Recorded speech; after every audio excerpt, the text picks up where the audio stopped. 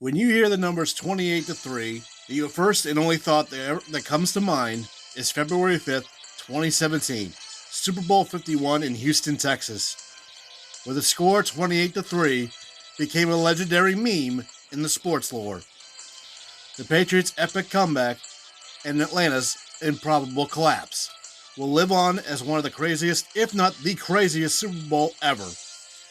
But what if I told you that wasn't the first time a 28-3 lead was blown?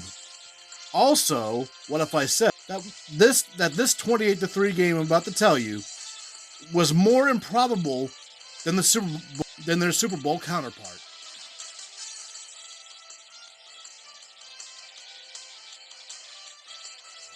For the Tampa Bay Buccaneers in 1987, they were just hoping that they could avoid being the number one overall pick yet again after two consecutive 2-14 years.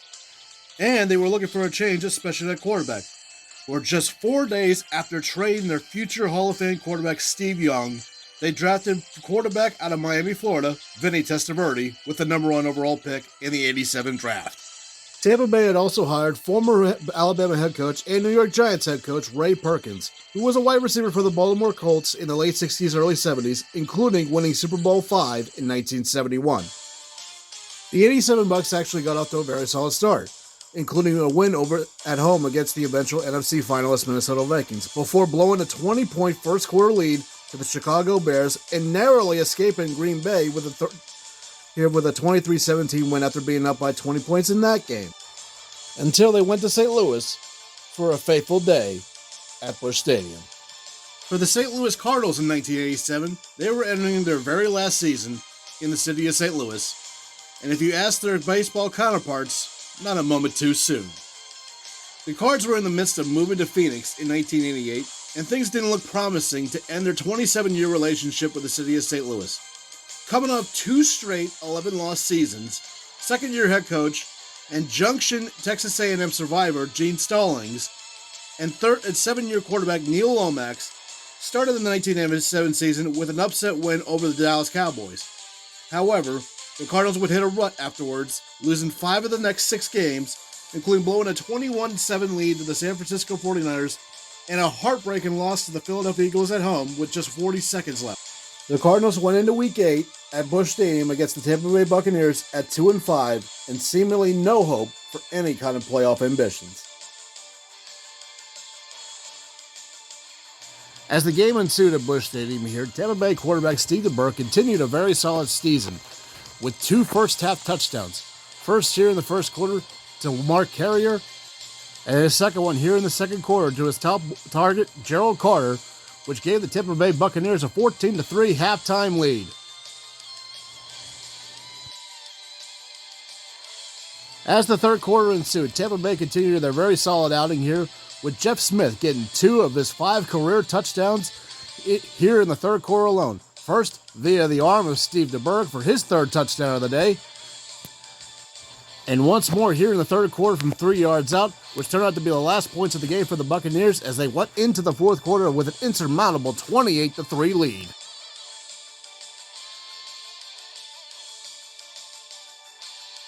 In the fourth quarter, quarterback Neil Lomax on a 4th and 1 finds his target in Stub Mitchell to make a critical first down to get a first and goal inside the 5, and immediately after, Lomax would find one of his favorite targets of the day, tight end Robert Awalt.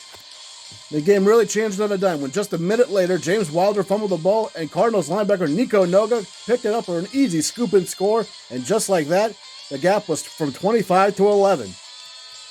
Shortly after, Tampa had a very dismal 3-and-out.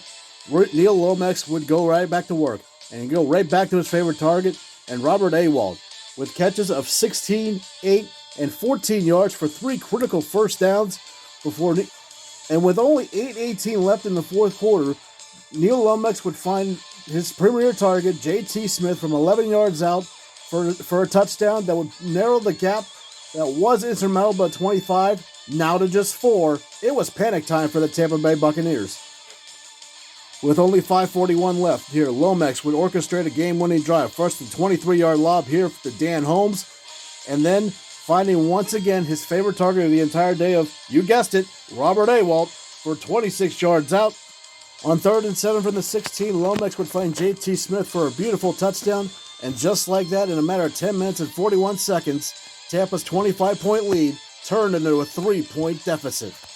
With 2 minutes left, Steve DeBerg still had time to orchestrate his own comeback drive, and here he finds his target, Gerald Carter. That set up kicker Donald Igwe for a potential game-time field goal from 53 yards out.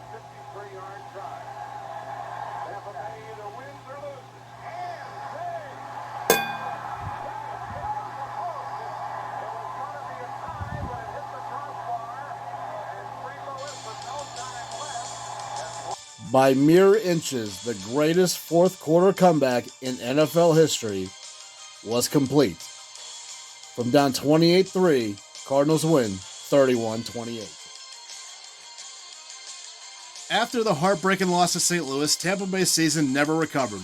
It went from going to 4-3, potentially 5-3 after being up by 25 in the third quarter, to losing the game 31-28 and finishing the 1987 season by losing the rest of the games and finishing only 4-11.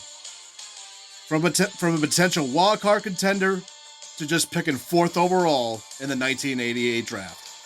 After the 4-11 season here, that following March, Steve DeBerg would be traded from the Tampa Bay Buccaneers to the Kansas City Chiefs, where Steve DeBerg would find probably his most success at Arrowhead than he had anywhere else throughout his NFL career. Ray Perkins would continue coaching Tampa Bay throughout the 88, 89, and most of the 1990 season. But after 5-11 seasons in 88 and 89 and a 5-8 start in 90, Tampa Bay fired Ray Perkins. And Ray Perkins would then go to return to college coaching. But also in 1990, he would become a member of the Alabama Sports Hall of Fame. Tampa wouldn't find success until 1997 with Tony Dungy, Derek Brooks, a logo change, and Warren Sapp would change the fortunes of the Buccaneers. Following the improbable comeback, the Cardinals went from 2-5 to 7-7 on the last day, where a win and some help would have earned him the last wild card bid. However, it would not come to fruition with a disheartening loss at Dallas. For his efforts in 1987, in which he led the league in passing yards, Neil Lomax earned his second career Pro Bowl bid.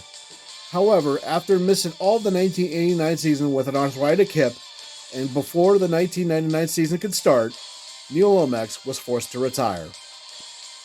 For head coach Gene Stallings, he would continue coaching the Cardinals after the move to Phoenix. However, after 88 and 89 were disappointing seasons, he was fired, and he would go on to return to the University of Alabama to head coach the Tide. And just like his Junction coach Paul Bear Bryant did 6 times over, in 1992, Gene Stallings would coach the Alabama Tide to a 13-0 season and a national championship. You might be a bit perplexed why I'm thinking that this comeback was more improbable than the Colts-Vikings game last year, the Bills-Oilers wildcard game in 93, heck, even the Super Bowl that made 28-3 famous. Well, the answer to that is simple. Look at the end of the third quarter scores. Like the Colts and Vikings, it was 36-14. How about the Bills and Oilers? It was a one-score game once the third quarter ended there. Heck, even the Super Bowl where 28-3 was famous, it was 28-9 at the end of the third quarter. So there you have it. On a chilly November afternoon in St. Louis is where the greatest fourth quarter comeback in NFL history occurred. In a game few people remember due to the fact that the two franchises were mired in their own ineptitude. With this great comeback by the Cardinals and epic collapse of the Buccaneers, November 8th, 1987 will go down as 28-3, the forgotten original.